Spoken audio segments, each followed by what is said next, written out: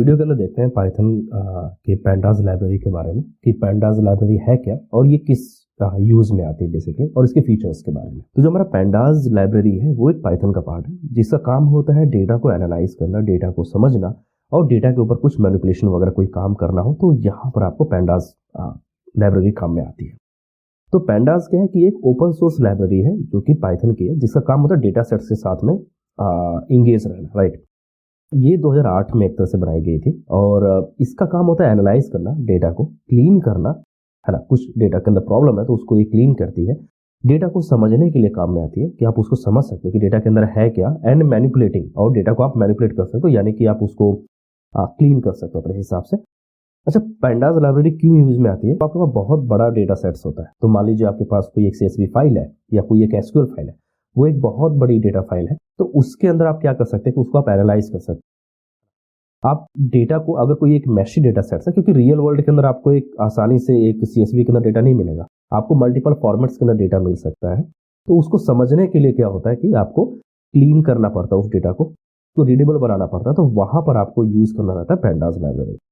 Find correlation between the 2 और मोर columns. तो मान लीजिए कि कुछ कॉलम्स है, एज है और जेंडर है, इस टाइप के कुछ भी कॉलम्स है, मान लीजिए इनकम है और उसका सोर्स है, तो उस टाइप के जो कॉलम्स है उनके बीच में आप उनके रिलेशनशिप को समझ सकते हैं कि कौन से कॉलम्स हमारे एक दूसरे से रिलेटेड है। अब इसके फीचर्स के बारे में देखते हैं कि पैंडास के अंदर फीचर्स क्या क्या है। तो यहाँ पर क्या है कि tools for loading data into in memory. तो इन मेमोरी के अंदर लोड करने से क्या होता है कि ये एक बहुत फास्ट हो जाता है, राइट। और ये हमारे डिफरेंट फॉर्मेट्स को भी सपोर्ट करता है। मान लीजिए कि आपके पास कोई एक CSV फाइल है तो उसको ये रीड कर सकता है, SQL को, प्लेन टेक्स्ट को, JSON, XML, HTML और भी बहुत सारे फॉर्मेट्स हैं जो ये पैंडास सपोर्ट करता है। तो आपके जो मेन फॉर्मेट्स होते हैं वो लगभग यही होते हैं, तो इसलिए यहाँ पर मैंने इसको डाल दिया। Data alignment and integrated handling of the missing data.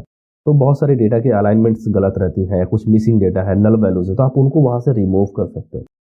तो इस टाइप की जो चीजें हैं वो हमारा हेल्प करता है पैंडास अपने, जो एक स्टेपिंग स्टोन कह सकते हैं आप इसको।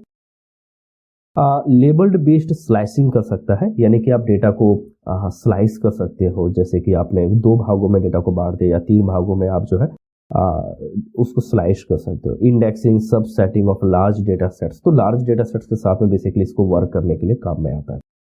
इसका काम क्या होता है कि कॉलम्स को ये डिलीट और इंसर्ट भी कर सकता है। तो लेट्स से आप कुछ कॉलम्स रिमूव करना चाहते हो अपने डेटा से क्लीनिंग के टाइम में, तो आप उसको रिमूव कर सकते हो, डिलीट कर सकते हो।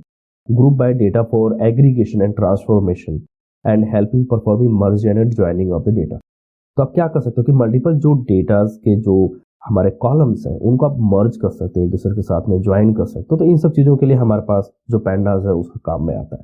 अगर आपको पैंडा को इंस्टॉल करना तो आप सिंपल एक कमांड रन कर सकते हैं जो कि पिप के थ्रू आपको रन करना रहेगा, पिप इंस्टॉल पैंडास करके। तो ये क्या करेगा कि आपके सिस्टम के अंदर पैंडास लाइब्रेरी को इंस्टॉल करके रख देगा।